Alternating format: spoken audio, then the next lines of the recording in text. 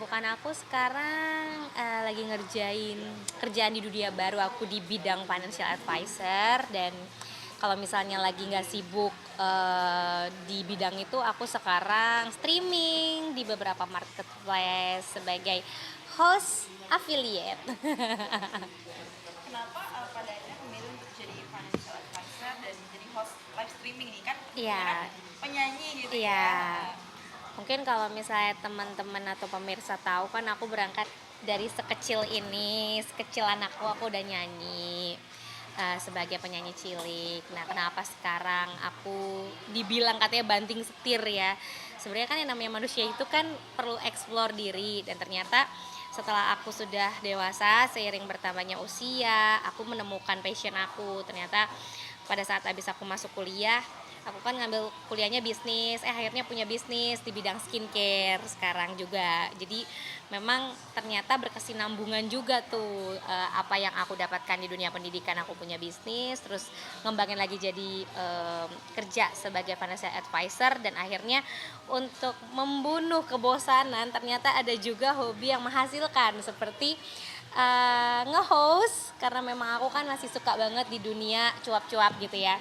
Tapi host yang menghasilkan, host yang mereview untuk bikin semua penonton jadi check out gitu.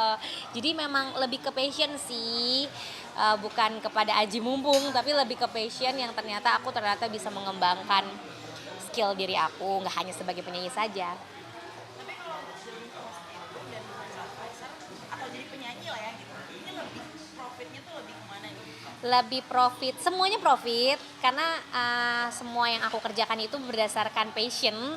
Dan kalau nyanyi itu kan it's a part of hobi aku dari kecil, yang kebetulan orang tua aku memang punya usaha di bidang music recording, saat itu punya studio, punya label recording, yang akhirnya ternyata anaknya bisa sebagai penyanyi, dan akhirnya diproduce, akhirnya bikinlah satu album yang seperti pemirsa tahu. Terus kalau untuk host streaming itu menghasilkan, mungkin dari affiliate yang teman-teman tahu, dari marketplace yang memberikan komisi dari 5 sampai 30%, dan ketika kita bisa mereview barang yang sesuai dengan kita suka, terus para audiens itu bisa merasakan keberhasilan dari racun yang sudah kita influence gitu terhadap penonton pada saat itu, atau pejuang-pejuang cuan di bidang marketplace, itu kayak rasanya happy banget gitu ya.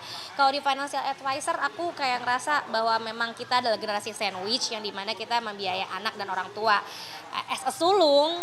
Dan kita tuh couple yang sulung dan anak pertama, kita ngerasa bahwa kita harus bisa mengatur cash flow management kita, supaya kita bisa menghidupi keluarga inti kita dan keluarga-keluarga yang lain mungkin yang benar-benar masih dalam tanggungan kita. Itu aja sih. Nah kalau untuk host live streaming ini berarti menjual barang orang lain.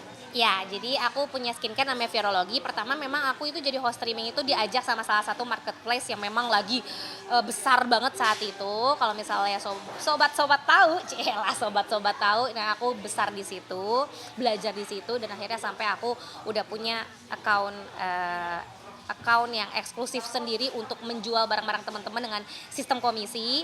Terus lama-kelamaan dari situ juga bisnis aku yang Virologi ini berkembang, dan aku juga menjalani uh, bisnis serum bibir namanya Lipos, dan semua terjual di satu account yang ternyata account iseng-iseng, dan ternyata aku pelajari iseng-iseng, ternyata cuannya nggak iseng-iseng, bestie gitu.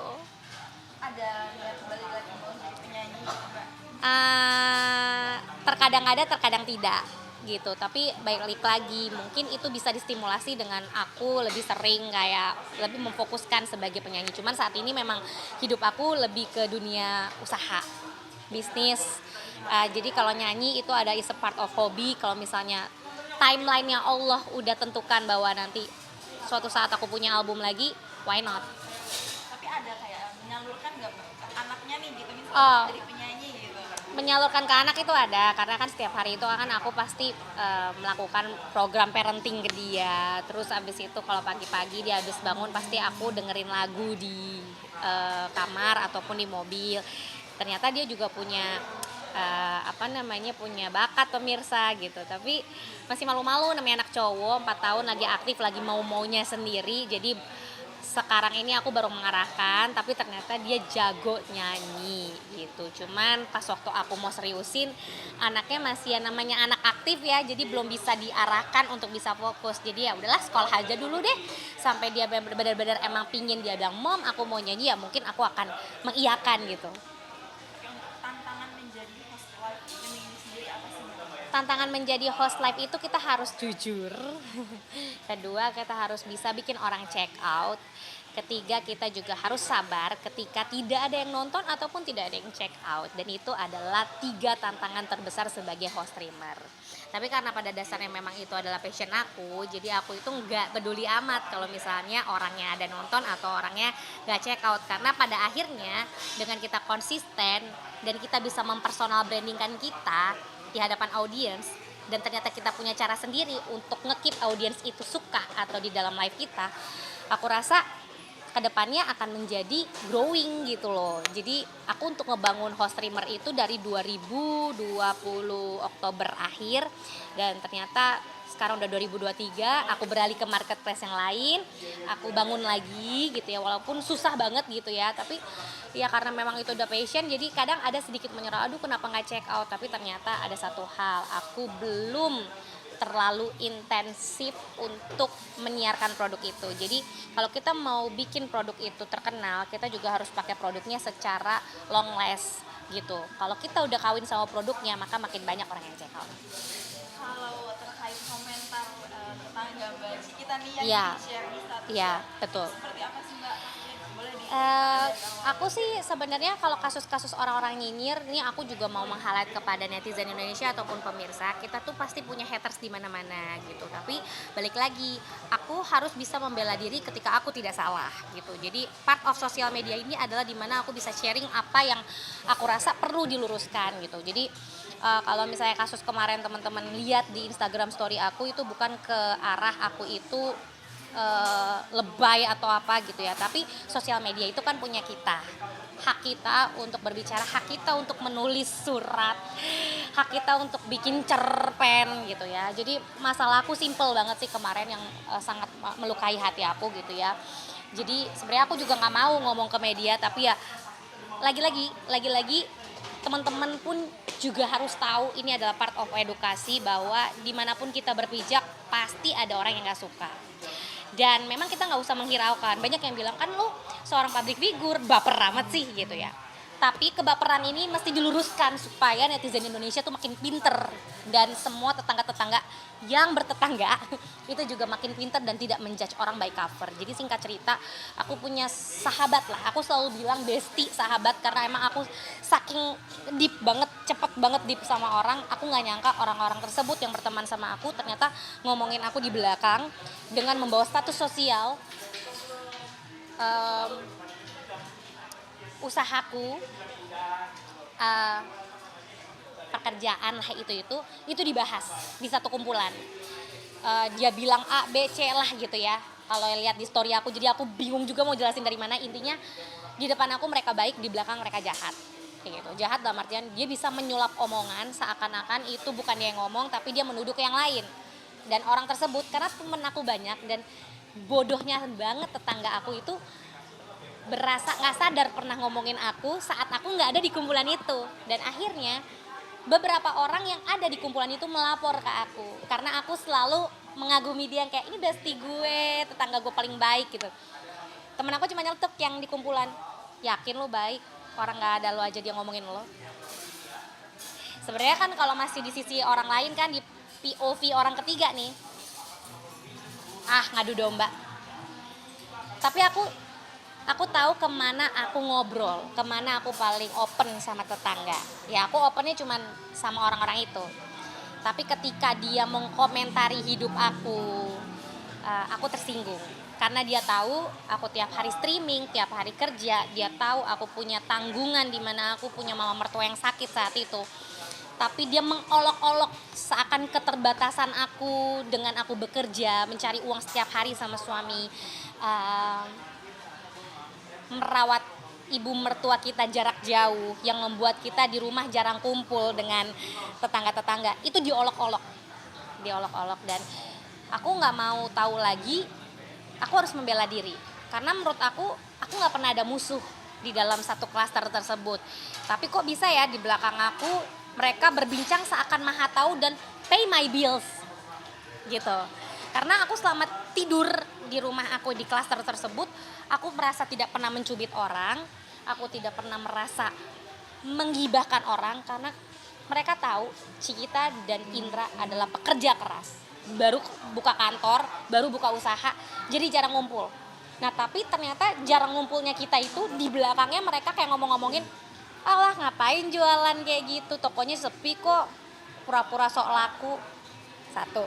Kedua, yang ngomong status sosial aku, apaan penjualannya ini, toh juga cuman ini doang yang dia punya, kayak gitu. Aku dengernya panas, tapi aku rasa aku sudah mempercayai sumber-sumber ini yang nyampein ke aku. Akhirnya nggak tahu kenapa aku punya cara untuk bisa nyembuhin diri aku sendiri dengan share ke sosial media, menceritakan dengan ulasan yang sangat sopan menurut aku. Karena aku juga orang berpendidikan, nggak mungkin aku ngomong kata-kata kasar untuk menceritakan cerpen aku dihianati tetangga gitu ya. Ternyata aku ngomong kayak begitu, tiba-tiba seklaster berasa, Cik, gue gak ikut-ikutan loh. Cik, siapa sih yang mau masuk? Aku cuma berdoa sama Allah. Aku kebetulan abis denger kabar dari temen-temen aku itu nyampein ke aku langsung nangis. Kayak, lah di depan gue dia baik-baik aja. Tuh anak-anaknya main sama gue kok. Kok dia ngejelek-jelekin toko gue? Dan di toko itu aku jualan sama mami dan adikku, jualan barang pre-love barang-barang Cikita Medi dan anaknya dan keluarga Cikita Medi. Demi apa? Demi mencari sesuap nasi. Ya, dengan rumah aku yang mungkin kalian bisa kepo aku tinggal di mana. Gitu. Jadi pas waktu aku diomongin itu pedih hati aku. Pedih lah, maksudnya lu ngapain nyenggol status sosial gue. Dan aku juga tidak ada pinjam uang ke tetangga kalau aku susah. Aku pernah susah, tapi aku tahu aku harus menghidupi diriku dan keluarga aku. Kita keluarga pembisnis, jadi apapun kerugian yang ditanggung bisnis kita, itu kita tanggung sekeluarga. Tapi jangan coba-coba tetangga ngejelekin toko marketplaceku pura-pura laku. Orang jelas-jelas mereka denger tiap pagi kita serot, packing segala macam. Jadi aku panas. Daripada aku ketemu sama tetangga aku itu, dan aku langsung ngebacok dia, dan itu jadi bikin aku masuk penjara, lebih baik aku ngomong di sosial media. Dan berasa, ternyata orang-orang tersebut langsung nelpon aku, Cik, tetangga yang lo masuk siapa? Aku gak sebut A, B, C, gak aku sebut. Karena aku tahu dia bakal jadi public enemy di situ. Mental aku rusak, karena apa? Aku lagi berusaha cari uang, gitu loh. Lagi pula aku susah pun aku gak minta kalian. Semua orang dampak COVID juga pasti jeblos kok. Cuman gimana how to manage supaya kalian bisa stable di hidup, gitu. Tapi tetangga aku melabelkan, ih artis kok gitu, kok artis masih dagang, kok artis masih itu, kok artis bentuk rumahnya begitu, kok artis mobilnya tadi 3 tinggal 1. Gak usah ikut campur urusan aku. That's why aku sharing gini di Instagram aku, stop ngomentarin hidup aku karena aku tidak pernah cubit tetangga. Justru aku pas waktu tinggal di situ aku sapa semua orang, aku berteman. Aku selalu ngumpul, anak-anaknya selalu main ke rumah aku juga main ke rumah dia, kasih makanan, tuker makanan. Kalau misalnya nggak bisa ikut arisan, ya aku ikut meramaikan karena aku adalah sosok orang yang ceria yang bisa bahagiain orang. Jadi aku pikir di mana ada aku pasti di situ ada temen. Aku bisa ngenalin teman-teman aku untuk bertransaksi, bisa bisnis, bisa temenan, bisa pacaran, itu tugas aku. Karena aku senang berteman. Tapi kenapa dicerita orang kayak kesannya dia di belakang aku kayak mengolok-olok statusku itu. Mereka tahu aku pengusaha, mereka tahu aku pedagang, host streamer, tapi mereka sampai ngecek toko aku. Kan aku punya reseller, kalau misalnya toko aku nggak bergerak stok, ya berarti dengan kata lain aku main di marketplace lain. Sampai dicek kayak begitu pemirsa, gimana aku nggak panas gitu kan. Temen yang benar-benar aku anggap bestie, bahkan temen ini tuh udah 1 tahun aku bersamanya dia sebagai tetangga di klaster. Aku banyak bantu informasi apapun yang dia nggak tahu. Aku juga dapat informasi kayak biaya sekolah, biaya sembako di situ yang murah-murah di mana, pasar yang murah-murah di mana, beli minyak di mana. itu semua tuh suka ngobrol, tapi kok kayak begitu dia ngomongin aku. Jadi biasanya pemirsa, kalau misalnya tetangga pada gibah, dia lupa sama gibahnya. Jadi dengan story aku yang kayak gitu, ternyata oknum-oknum itu pada muncul. Dan ternyata suami-suaminya pada nelfon suami aku. Dan aku sampai sekarang gak mau ketemu. Nah ini berarti sebelumnya sama sekali nggak ada gerak-gerik dia. Sorry. Sorry. Oh, enggak. Oke. Berarti untuk sebelumnya ini dia sama sekali nggak ada gerak-gerik apa ya, mengucapkan kata-kata kebencian gitu loh. No, she's love me so much loh. Tiap hari dengan panggilan Cikidut. Kan aku selalu yang kayak, kalau kalian tahu, kalian bisa lihat muka aku palsu apa enggak gitu loh. Aku tuh suka berteman di mana-mana, tapi aku tuh selalu dapet kesialan ya. Ini aku nggak ngerti apa aura aku terlalu bagus kali ya. Setiap ada aku pasti ada pembenci. Gak ngerti, padahal aku gak ngapa-ngapain. Mungkin ada sifat-sifat aku yang mereka gak suka. Tapi aku selalu yakin dimanapun aku berada, aku pasti bermanfaat untuk orang itu. Entah dari segi cuan ataupun dari segi mereka mau curhat tuh pasti aku dengerin. Gitu. Aku belum pernah ngerugiin orang. Nah tapi yang si cewek-cewek ini yang ngomentarin aku usianya lebih tua, keluarganya juga lebih berada, aku lihat kok harmonis, Pak Sutri dengan anak-anak gitu ya. Tapi kok ngomentarin aku sampai sedetail itu. Dan aku langsung menembak yang ngomong, yang respon Instagram aku waktu aku bilang di depan aku pada baik, belakang pada begini. Ngapain lo harus ngomongin kayak begini? Aku jabarin di story, orangnya nongol dong, nelpon aku. Gak pakai babi bu, aku reject. Karena dulu itu aku mengemis pertemanan. Dari kecil aku mengemis pertemanan karena apa? Sebagai seorang Cikita Medi, aku lebih banyak jadi penyanyi dibandingkan di sekolah. Jadi aku kurang temen. Aduh, aku jadi mau nangis. Jadi saat aku besar, setiap aku berteman sama orang, itu aku jaga temennya. Aku gak bawa, ada salah paham. Tapi setiap aku selalu dijadikan tersangka di cerita orang, baik aku punya masalah secara kriminal ataupun tidak, ya kriminal amit-amit gak pernah, cuman ini cuman faktor iri dengkinya perempuan gibah gitu loh. Jadi aku tuh kayak ngerasa kok gue kadang-kadang suka tertolak ya di mana-mana gitu, sampai aku tuh sempat ke psikolog gitu, kayak ini sifat mana lagi yang aku harus benerin supaya aku bisa diterima orang banyak gitu. Kenapa sih setiap aku ada di kumpulan apa pasti ada orang iri dengki gitu. Aku sampai bilang sama orang tua aku, "Mi, Cika gak usah berteman aja deh." Terus kata mami, "Ngapain kamu jadi penakut kayak begini?" Cika bingung, Cika salah apa? Kok orang-orang selalu ada aja yang gak suka sama Cika gitu. Jadi ya mami papi kan bilang katanya, kamu tuh punya mental pembisnis gitu, kamu tuh punya usaha, mungkin karena aura kamu terlalu kuat sehingga kamu itu susah dikalahkan orang, jadi akhirnya orang tersebut cuma bisa menjelek-jelekan kamu. Udah dari situ aku nggak perlu nyari psikolog karena psikolognya adalah ibu ayahku sendiri. Ya udah aku baik, dan dengan aku ngoceh di nyampah di Instagram itu, aku puas untuk menyampaikan klarifikasi itu ke orang tersebut tanpa aku sentuh dia pakai tangan aku, daripada aku lakuin kriminal. Karena jujur rasanya aku pengen bogem, pengen aku tampar, karena menurut aku di depan aku baik banget.